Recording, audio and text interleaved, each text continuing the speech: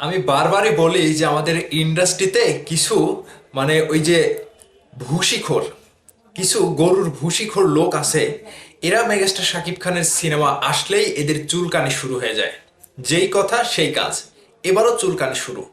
এবারের সিনেমা নিয়ে যত কয়টা সিনেমা আসছে, এই সিনেমাগুলো নিয়ে ইন্ডাস্ট্রির কয়েকজন কিছু কি বলবো এদেরকে, এরা সিনেমার সিও বোঝে না।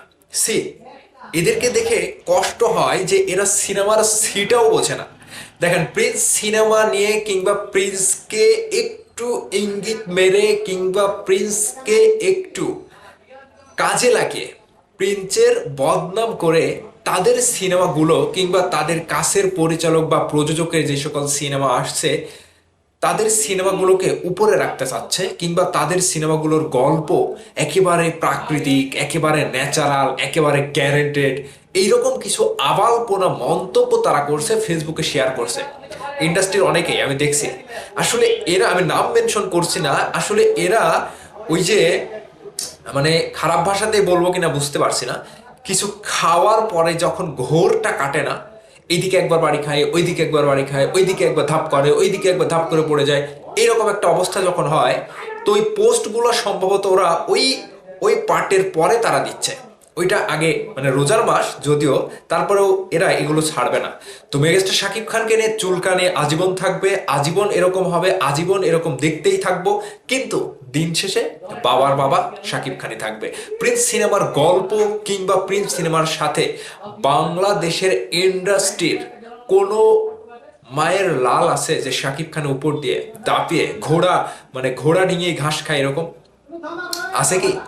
আমি কথাটা খারাপ ভাষাতেই বললাম যে মেগাস্টার শাকিব খানের প্রিন্স সিনেমার গল্প, আমি ধরলাম যে প্রিন্স সিনেমা একটু ভালো না, প্রিন্স সিনেমার গল্প একটু ভালো না, আমি কথার কথা ধরলাম তাদের কথার সূত্রে। কিন্তু বাবার বাবাকে কি কেউ ভুলতে পারবে? শাকিব খানের যে ফেস, এই যে ফেস ভ্যালু, এই যে যে একটা ধর, এই ধরটাকে দেখেছিস তোরা? এই ধরের দামই তো কোটি কোটি লাখ লক্ষ, কোটি লক্ষ টাকা। হাতি মরলেও লাখ টাকা, বাঁচলেও লাখ টাকা।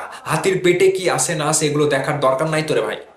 তো সিনেমার লোক যখন টালমাটাল অবস্থায় এগুলো মন্তব্য করে এবং তাদের কাছের কিছু সতীন কিংবা ওই যে পরকীয়ার মতো যে মায়া জন্মায় তাদের কাছের পরিচালকদের উপর, প্রযোজকদের উপর কিংবা নায়ক নায়িকাদের উপর, তো সেই সকল মানুষের শাকিব খানের সিনেমা নিয়ে ভালো কথা বলবে না, এটা আমরা সবাই জানি। কিংবা প্রিন্সকে একটু খোঁচা মারবে, সেটা নিয়ে সাকিবিয়ানরা একটু কথা বলবে, তাকে প্রতিবাদ জানাবে, তার সিনেমা ভাইরাল হবে, তাকে ভাইরাল করার ধান্দা। তো এরকম ইন্ডাস্ট্রিতে বারবার হয়েছে, বারবার হয়। কিন্তু সাকিবিয়ানরা ভুলে যায় না, সাকিবিয়ানরাই না, এরা সাকিবিয়ান গোষ্ঠী। এরা যাকে ধরবে তার একেবারে এরকম ভাবে, ওই যে পাঁপড় আছে না, পাঁপড় বাচ্চারা খায়, এরকম ভাবে মারলে একেবারে কড়মড় কড়মড় করে সবকিছু ভেঙ্গে চুরে তছনছ হয়ে যায়। তো সাকিবিয়ানরা কিন্তু সেই জিনিস। সাকিবিয়ানরা একজনকে উপরে তুলতেও পারে, নামাতেও পারে। তো মেগাস্টার শাকিব খানের প্রিন্স সিনেমা নিয়ে যারা যারা চুলকাচ্ছে, যারা যারা খোঁচাচ্ছে, যারা যারা ইনিয়ে বিনিয়ে পেঁচিয়ে পোস্ট করছে, এদের জন্য একটাই কথা, বাবার বাবা আসছে, একটু ধৈর্য ধর, একটু ধৈর্য ধরে ওয়েট কর, ওয়েট অ্যান্ড সি। সাকিবিয়ানরা যারা আছে, ওর স্যালাইনের সাথে তোদেরকে আরো কি কি মিশিয়ে তোদের মাথায় পানি ঢালা লাগবে দেখিস। আমি বলে দিলাম, রোজার মাস আগামী ঈদে তো ঈদের দিন থেকে তো রোজা শেষ হয়ে যাবে, পরের দিন থেকে তোদেরকে ওয়াশ করা হবে।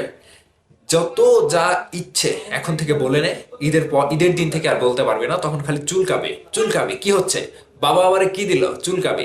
আমার কথাগুলো যদি ভালো লেগে থাকে, সাকিবিয়ানরা ভিডিওটা শেয়ার করবেন, আর ওদের ওদের সম্পর্কে কিংবা ওদেরকে আপনারা কি বলতে চান কমেন্ট করে জানাবেন। ভালো থাকবেন সবাই।